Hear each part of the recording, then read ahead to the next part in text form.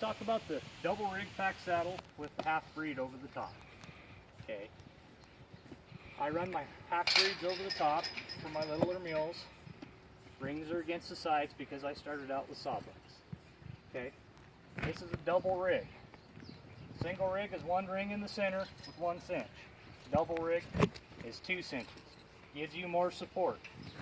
Set your cinches and even with your bars, okay? Direct pull and keeps a direct pull across the top of the bars directly to the animal's back. It also spans the belly. It's the same thing as riding the back cinch on your riding saddle. You ride with the front cinch and the back cinch. That's what a double cinch does on a little mule. These littler mules, they need most of the support they can get. With a single rig, what happens on a littler mule is you run a single rig and it starts wanting to walk and it runs up here into their armpits.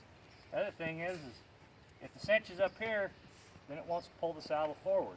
Double rig keeps everything in place.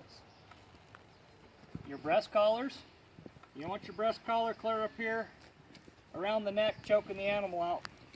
You want the breast collar down here on the shoulder, okay? Or down here on the chest where it's pulling against the shoulder, okay? Your breeching, stand. Your breeching needs to sit below the ham, right here. You need to have a hand space with it, and your D-rings need to sit in here, right in this section right here, okay? Your top spider needs to be sitting on top of the animal's rump, not back here, because back here is not providing any support, it's just sliding off. Okay. So I got a form fitter rigged up here on this mule with the half breed underneath the rigging. I grew up packing Deckers, total opposite of Casey. So I grew up running with my half breed underneath the rigging.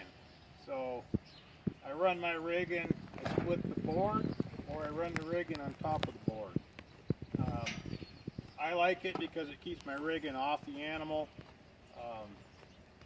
and there's no wrong way to do it.